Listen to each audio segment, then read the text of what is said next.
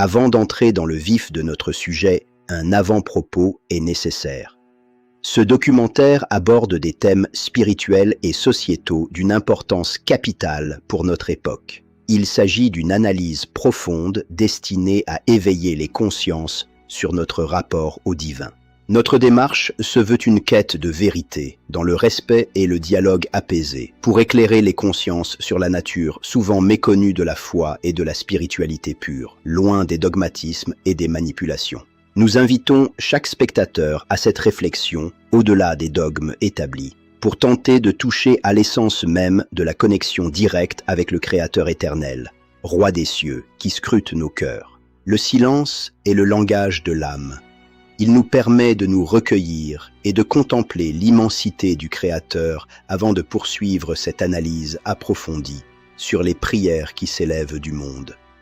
Prenons ce temps pour respirer. Les prières religieuses dans le monde. Aux quatre coins de la terre, la scène se répète, sous 1000 formes différentes. Un murmure dans le silence d'une cathédrale, un espoir vibrant vers le ciel, une voix qui s'élève au sommet d'un minaret, des incantations au bord d'un fleuve sacré ou un simple soupir poussé dans la solitude d'une chambre. Tout le monde cherche un contact, une écoute, un signe. Depuis la nuit des temps, l'humanité s'adresse au ciel. Qu'elle prenne la forme de chants, de rituels rigides ou de prières spontanées, cette quête traverse les cultures, les époques et les continents sans relâche. Mais derrière cette ferveur universelle, une question dérangeante persiste. Suffit-il de prier pour être entendu? La multiplicité des rites soulève un mystère fondamental que nous allons décrypter ensemble. Si l'Éternel est unique, la manière dont nous nous adressons à lui est-elle indifférente? Toutes ces requêtes, ces louanges et ces larmes franchissent-elles la même frontière invisible? Prier est un acte d'une gravité extrême. Contemplons la grandeur de l'univers, reflet de la puissance invisible qui anime toute chose et appelle notre âme vers les hauteurs. C'est dans cette immensité que la prière cherche son chemin vers le Créateur. Bonjour à toutes et à tous. Bienvenue sur le canal Flux Info Documentaire et Décryptage qui diffuse l'actualité en continu, accompagnée d'analyses approfondies sur les enjeux spirituels et sociétaux de notre temps. Nous explorons ensemble la famille, la société, la spiritualité, les rapports économiques nord-sud, la politique et la diplomatie internationale pour informer, expliquer et élever le débat public. Aujourd'hui, Dr Rubens Manuel, consultant diplomatique et sociologue, nous amène à explorer un thème controversé. La prière.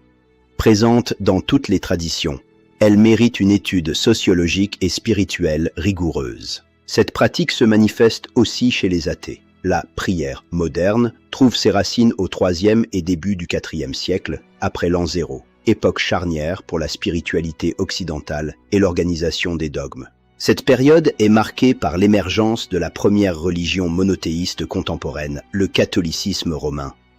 Cela soulève une question.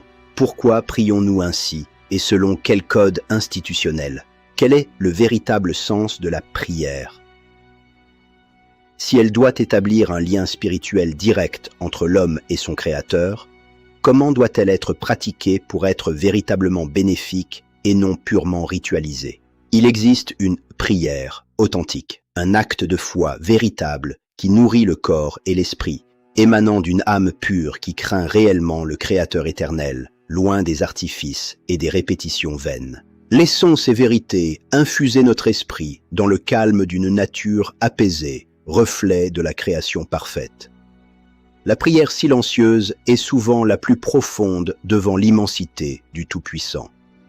Prenons ce temps. En revanche, il existe aussi des prières néfastes prononcées par des malfaisants ou désespérés, qui, par leur intensité, pourraient même ébranler les fondements de la foi pure. Prudence face à ces dérives. S'adresser à l'Éternel n'est pas un jeu.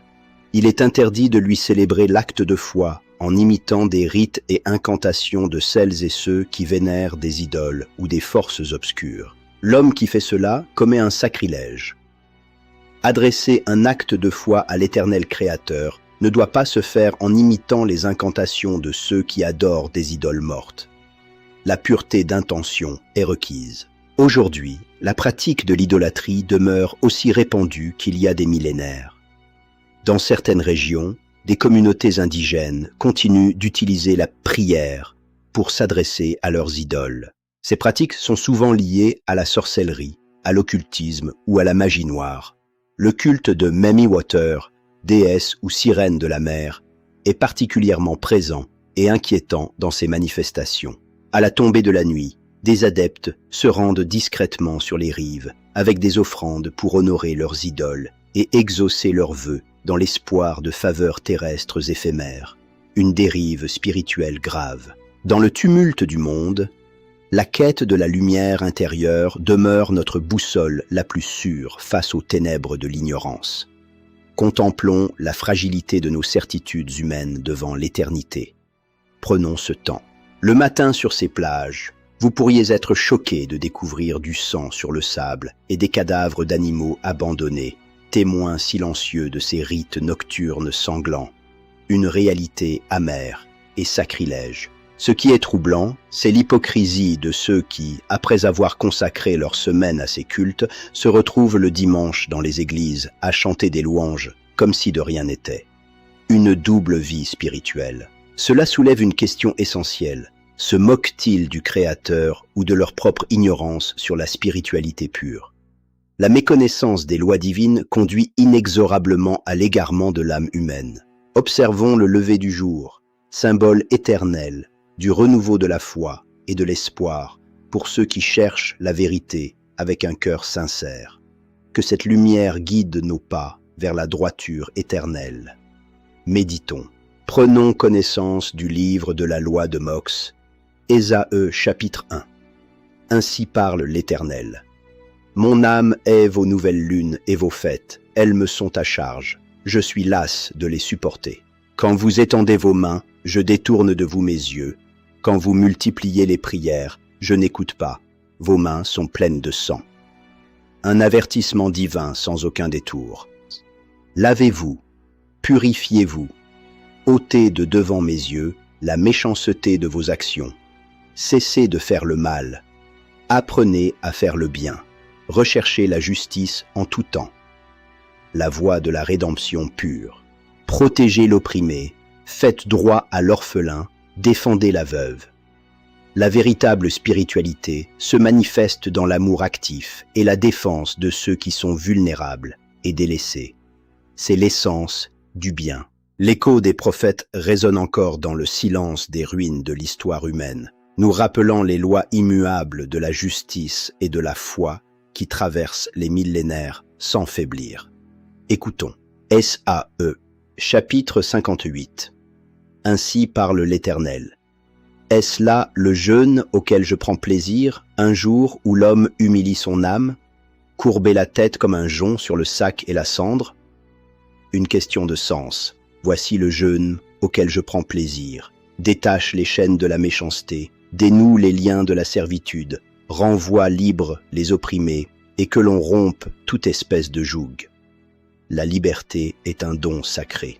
Partage ton pain avec celui qui a faim, fais entrer les malheureux sans asile. Si tu vois un homme nu, couvre-le, et ne te détourne pas de ton semblable. C'est là le véritable service divin. Bienveillance. La voie de la droiture est comme un fleuve tranquille qui mène inexorablement vers l'océan de la paix divine et de la vérité éternelle. Contemplons sa clarté et laissons-nous guider par sa force tranquille. Méditons. Proverbe du roi Salomon chapitre 24. Délivre ceux qu'on traîne à la mort, ceux qu'on va égorger, sauve-les. L'acte de foi authentique est une protection active pour la vie humaine. Sauver est un acte sacré. Ésaïe chapitre 33. Celui qui marche dans la justice et qui parle selon la droiture, celui-là habitera dans des lieux élevés. Son pain lui sera donné, son eau lui sera assurée. La sécurité éternelle de l'âme juste. Psaume du roi. David chapitre 106. Heureux ceux qui observent la loi, qui pratiquent la justice en tout temps. C'est dans cette constance que se trouve la véritable bénédiction et la communion spirituelle. Sans fin. Bénédiction. Chaque battement de cœur est une prière silencieuse dans le temple de notre conscience, nous invitant à aligner notre vie sur la volonté du Créateur éternel. Écoutons ce silence porteur d'éternité et de paix. Méditons. Au terme de ce voyage au cœur des ferveurs humaines, le constat est indiscutable. L'aspiration à toucher l'éternel est inscrite au plus profond de notre nature humaine universelle, partout sur Terre. C'est une vérité transcendante. Les religions monothéistes ont aussi généré des divisions et des manipulations spirituelles. Mais le véritable dialogue ne se réduit pas au bruit des hommes ou aux règles imposées par des institutions égarées dans le pouvoir terrestre. L'Éternel ne regarde pas à l'étiquette de la chapelle, mais à la vérité de l'âme. La prière qui monte réellement jusqu'à lui franchit tous les obstacles du monde matériel. Elle est humilité, sincérité et amour pur. Elle seule sauve. La prière devrait être envisagée comme un véritable acte de foi. Cette démarche permet d'établir une connexion directe avec le Créateur éternel, sans avoir besoin d'intermédiaires ou d'intercesseurs. C'est la foi pure et directe. Pour établir cette connexion authentique avec le Tout-Puissant, il faut se préparer spirituellement pour refléter une véritable intention de communion directe avec l'Éternel, le très haut, tout-puissant Saint-Esprit. C'est la source de vie.